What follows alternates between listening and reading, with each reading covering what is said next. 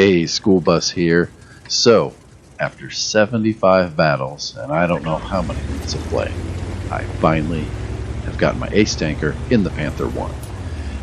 And I went through and I looked at my stats and found that of all my tier 7 tanks, this one was the worst, save one, for the amount of damage done on average per game.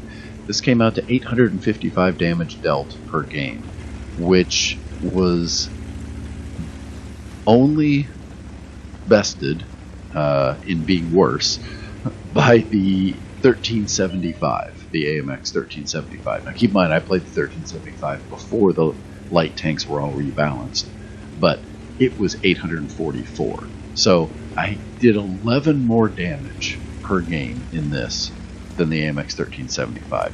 And I'm kind of calling the 1375 a bit of an anomaly, because even the LTG, which I felt like was a terrible light tank from a damage dealing standpoint, it was up in the 900s, and most of my tier 7 mediums and heavy tanks were in the 1000 to 1200 damage dealt range. So yes, this is not getting a glowing review from me by any stretch of the imagination. And what I ultimately learned with this tank was that I would play it, despite being a medium, I would play it like a TD. And I didn't have full perspective of just how true that was until I got the Challenger here recently. And yes, I play the Challenger very similar to the way I play this tank. Most of the time as a TD, but in some cases you have to jump into a medium tank type of role. And that describes as well. Sadly, the Challenger is actually a lot faster of a tank, so it does work better to take up a position and then be able to do a tactical retreat. This thing, pretty much you're stuck wherever you're at. Yes, you can leave. It's not a stir or meal or something like that that is painfully slow, but it definitely cannot cover the open ground very quickly and be able to dodge enemy fire. So, what is good about it? Well, the gun's pretty accurate, and you're seeing me put that to use here, but in some of these cases, it's trolling me a little bit. But overall, yes, the accuracy of the gun is one of its strengths. It's also very fast firing. It just doesn't have much of an alpha. And then there are some cases, like maybe this next shell here, that, yeah, it just kind of doesn't go where I wanted it to. And I think my complaint typically was that it doesn't shoot nominally right down the middle very often. Now I'm just going to prove me wrong now that you're watching that. Those last two were pretty close to nominal. That was pretty close to nominal. As was that one. See, all you have to do is bring it up, Murphy's Law, and it does it perfect. Alright, well, things are kind of slow here. Let's talk a little bit about the history of this tank. So, it was the Russians, with their T-34, that gave the Germans the idea that, angled armor might be, or sloped armor, might be a good way to go.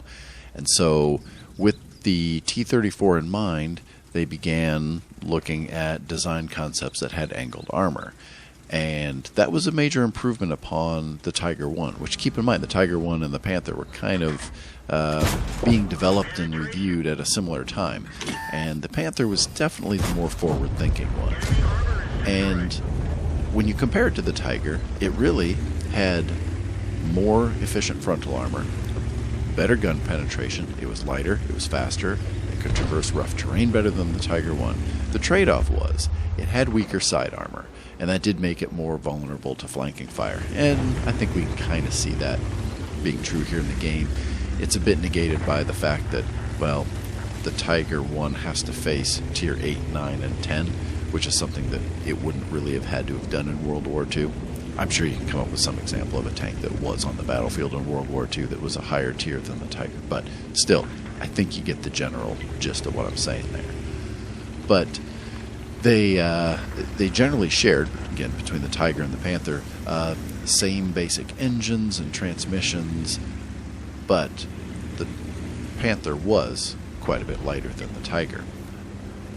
And while we're on the subject of weight, it actually is a heavier tank than the M26 Pershing by a few tons. It's about 4 tons more than a Churchill, and it's pretty much on par, about a ton less than an IS-2. So definitely a heavier tank than I would have really thought originally. Now, check this out here. Jumping back into the game. This is a great double bushing opportunity. So I can move up, I can light this ISM, then back off behind the bushes and take shots. I thought he was going to blind fire me again, so I kind of kept trying to move around a little bit here, but nope, he never did. And then here I don't even have to go up and light him myself. My allies are taking care of that for me. But yeah, he had to be very, very frustrated in that situation. So now we go into mop-up mode, and I load some HE shells, hoping I'll either hit the artillery or the Scorpion G. Now remember, the trick with the Scorpion G is you got to hit that thin armor up around the gun, like that would be there to protect the gunners from small arms fire. So my first shot totally misses.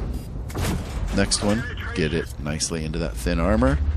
Next one, into the thin armor, ramming hit, and get one more in, and I'm preparing to take a really big hit, but then my allies land a nice hit there. And props to the M12 for offering me the apology of, oh, sorry, dude, I shot you. Well, actually, I don't think he hit me for any damage, did he? I think he just stunned me. Anyway, no harm, no foul. Try and get this last shot, but, well, aim time isn't great, and, well, that's that. So, that's the game. I'm really glad to be done with this tank. I've been sitting here waiting to move my crew over into the Panther 2 for probably about 2 or 3 months now. And I'm looking forward to doing that. I hope I like it better than I like this tank. So, let's go take a look at these post-game stats. Alright, so Ace Tanker, no surprise. This is the first time I got my gun marks on this tank. High caliber. Did 3,300 damage, about 1,300 base experience points. Definitely a lot better than the average, even better than average games I'd been having. Notice how many shells I fired, 42, with 25 of them hitting, 22 penetrating. That's kind of the name of the game with this thing. You would fire lots of shells. They would miss quite a bit, but when they did hit, they usually penetrated.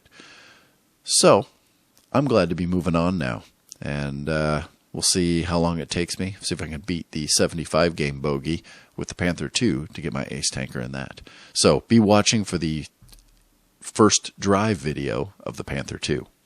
If you enjoyed this video, give it a like, and if you're enjoying the channel, hit that subscribe button in the top right, and make sure to hit the little notification bell so that you're aware of when there are live streams or anything special or new videos coming out on the channel. Glad you were here to watch today. Hope you'll be back again. Tell your friends. Have a great day.